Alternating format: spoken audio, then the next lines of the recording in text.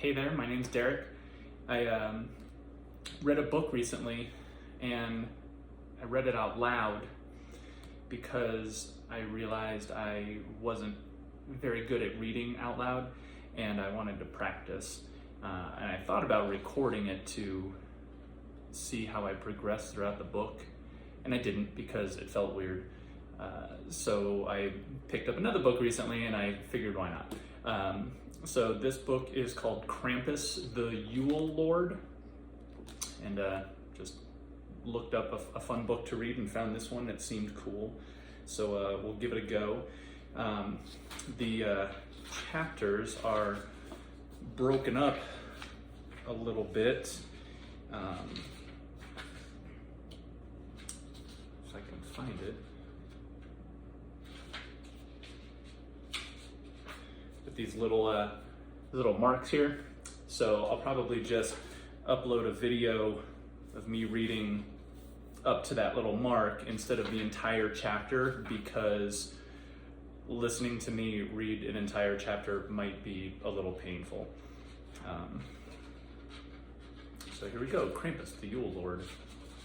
And there's a little bit before the first chapter here. Santa Claus, how vile your name upon my tongue, like acid, hard to utter without spitting, yet I find myself capable of speaking little else. It has become my malediction, my profane mantra. Santa Claus, Santa Claus, Santa Claus. That name, like you, like your Christmas and all its perversions, is a lie. But then you have always lived in a house of lies. And now that house has become a castle, a fortress. So many lies that you have forgotten the truth, forgotten who you are, forgotten your true name. I have not forgotten. I will always be there to remind you that it is not Santa Claus, nor is it Kris Kringle, or Father Christmas, or Sinterklaas. And it certainly is not Saint Nicholas. Santa Claus is but one of your masquerades, one more brick in your fortress. I will not speak your true name. No, not here. Not so long as I sit rotting in this black pit, to hear your name echo off the dead walls of this prison. Why that would be a sound to drive one into true madness. The name must wait until I see the wolves chase Soul and Manny across the heavens. A day that draws near, a fortnight perhaps, and your sorcery will at long last be broken. Your chains will fall away, and the winds of freedom will lead me to you. I did not eat my own flesh, as you so merrily suggested. Madness did not take me, not even after sitting in this tomb for half a millennium. I did not perish, did not become food for the worms, as you foretold. You should have known me better than that. You should have known I would never let that happen, not so long as I could remember your name, not so long as I had vengeance for company. Santa Claus, my dear old friend, you are a thief, a traitor, a slanderer, a murderer, a liar, but worst of all, you are a mockery of everything for which I stood. You have sung your last ho ho ho, for I am coming for your head. For Odin, Loki, and all the fallen gods, for your treachery, for chaining me in this pit for 500 years. But most of all, I am coming to take back what is mine, to take back Yuletide. And with my foot upon your throat, I shall speak your name, your true name. And with death staring back at you, you will no longer be able to hide from your dark deeds, from the faces of all those you betrayed. I, Krampus, Lord of Yule, son of Hail, bloodline of the great Loki, swear to cut your lying tongue from your mouth, your thieving hands from your wrists, and your jolly head from your neck. All right, part one, Jesse. Chapter 1, Santa Man. Boone County, West Virginia, Christmas morning, 2 a.m. It's got a little picture in there. Jesse Burwell Walker prayed that his goddamn truck would make it through at least one more winter before rusting completely in two. The truck, a 78 primer gray Ford F-150, had been left to him by his father after the old man lost his long battle with the black lung. A guitar now hung in the gun rack, and the new bumper sticker pasted across the rear window of the camper shell read, "What would Hank do?" Snow-covered gravel crunched beneath Jesse's tires as he pulled off Route 3 in the King's Castle mobile home court. Jesse had turned 26 about a month ago, a little tall and a little lean, with dark hair and sideburns, badly in need of a trim. He drummed his fingers, good guitar-picking fingers, on the bottle of wild turkey clenched between his legs as he rolled by the mobile homes. He drove past a few faded blow-mold Santas and snowmen, then past Ned Burnett's styrofoam deer, the one Ned used for target practice. It hung upside down from his kid's swing set, as though about to be gutted and dressed. Ned had attached a glowing red bulb to its nose. Jesse found that funny the first few times he'd seen it, but since Rudolph had been hanging there since Thanksgiving, the joke was wearing a mite thin. Jesse caught sight of a few sad tinsel trees illuminating a few sad living rooms, but mostly the trailers around King's Castle were dark. Folks either off to cheerier locations or simply not bothering. Jesse knew as well as anyone that times were tough all around Boone County, that not everyone had something to celebrate. Old Millie Boggs double wide, with its white picket fence and plastic potted plants, came into view as he crested the hill. Millie owned the King's Castle, and once again she'd set up her plastic nativity scene between her drive and the garbage bin. Joseph had fallen over and Mary's bulb was out, but the little baby Jesus glowed from within with what Jesse guessed to be a 200-watt bulb, making the infant seem radioactive. Jesse drove by the little manger, down the hill, and pulled up next to a small trailer situated with a clump of pines. Upon leasing the trailer to Jesse, Millie had described it as the temporary rental, because she'd stressed no one should be living in a cramped up thing like that for too long. He'd assured her it would only be for a couple of weeks while he sorted things out with his wife, Linda. That was nearly 2 years ago. He switched off the engine and stared at the trailer. Merry Christmas. He unscrewed the whiskey's cap and took a long swig. He wiped his mouth on the back of his jacket sleeve and raised the bottle toward the trailer. On my way back to not giving a shit. A single strand of Christmas lights ran along the roofline. Since he'd never bothered to take them down from the previous year, he'd only had to plug them in to join the season's festivities.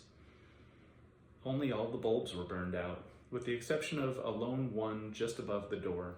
It blinked on, then off, beckoning him in.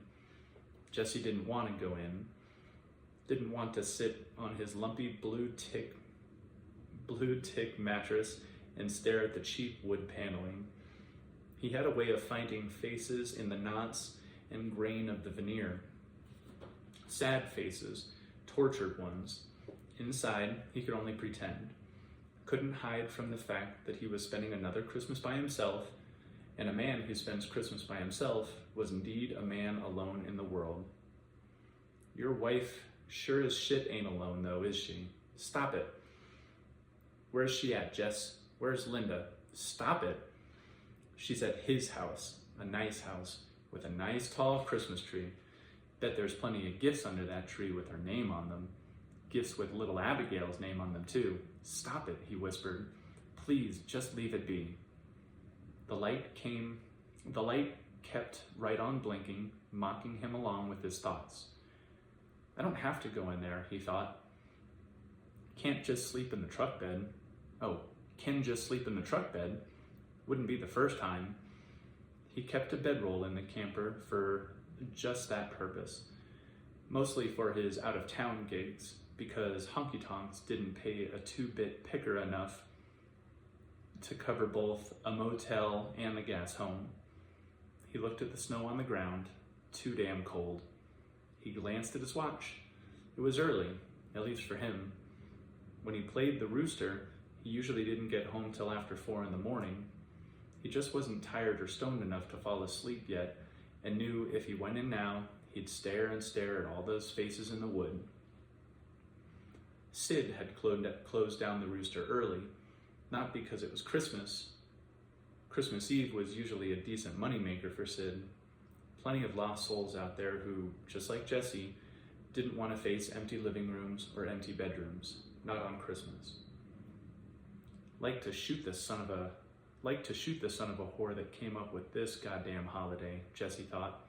Might be a joyous occasion for folks fortunate enough to have kin to share it with, but for the rest of us sorry souls, it's just one more reminder of how much shit life can make you eat.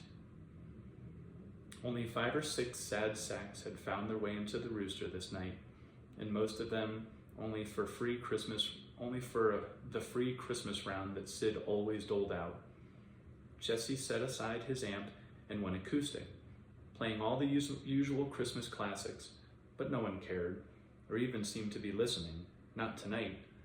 Seemed the ghost of Christmas past was in the room, and they were all staring at their drinks with faraway looks on their faces, like they were wishing they were somewhere else and sometime else. And since no one was buying, Sid had to call it quits a bit after 1 in the morning. Sid told Jesse he'd take a hit tonight, asked if Jesse would take an open bottle of sour mash instead of his usual 20 spot.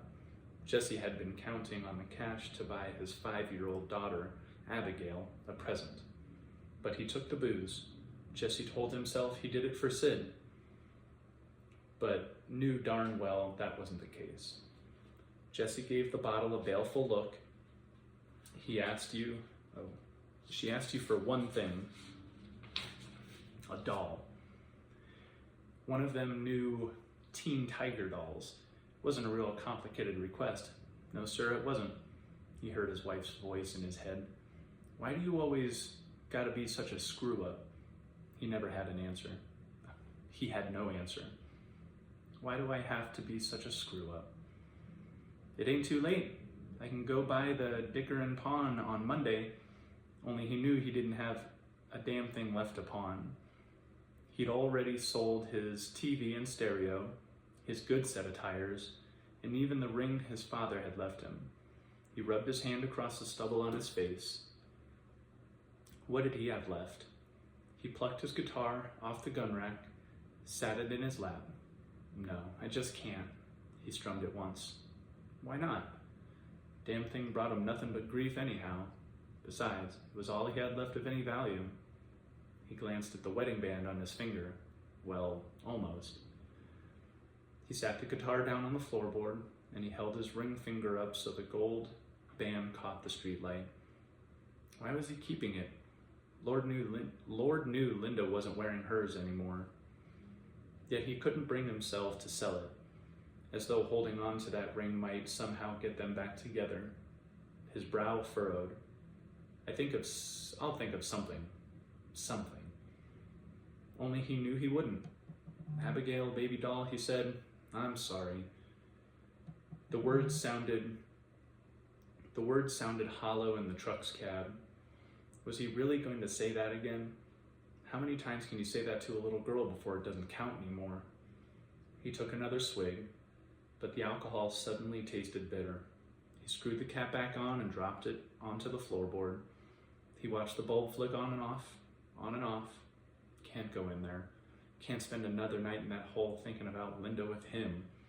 Thinking about Abigail, my own daughter, living in another man's house. Thinking about the present I didn't get her, that I can't get her. I'm done with feeling bad all the time. The words came out flat, dead, final. Jesse hit open the glove compartment, dug down beneath the cassette tapes, pizza coupons, vehicle registration, and an old bag of beef jerky until his hand found the cold, hard steel of a snub-nosed .38. He held the gun in his hand and watched the red light flash off the dark metal. He found the weight of the piece to be comforting, solid, one thing he could count on. He checked the cylinder, making sure there was a bullet seated in the chamber, then slowly set the barrel between his teeth. Careful to point it upward into the roof of his mouth. His Aunt Patsy had tried to shoot her brains out back in '92, only she'd stuck the barrel straight in, and when she pulled the trigger, she just blew out the back of her neck. She severed her spine at the base of her brain and spent the last 3 months of her life as a drooling idiot. Jesse had no intention of giving his wife one more thing to accuse him of screwing up. He thumbed back the hammer. The damn bulb blinked on, off, as though blaming him for something, for everything. He laid his finger on the trigger. On, off, pushing him, egging him on. Jesse's hand began to shake. "Do it," he snarled around the barrel. "Do it." He clenched his eyes shut. Tears began to roll down his cheeks. His daughter's face came to him, and he heard her voice so clear that he thought Abigail was really there in the cab with him. "Daddy? When you coming home, Daddy?" An ugly sound escaped his throat. Not quite a cry, something guttural and full of pain.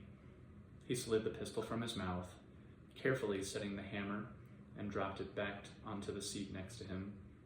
He caught sight of the bottle, glared at it for a long moment, then cranked down the window and chucked it at the nearest pine tree. He missed, and the bottle tumbled across the shallow snow. He left the window down, the cold air feeling good on his face. He leaned his forehead against the steering wheel, closed his eyes, and began to weep.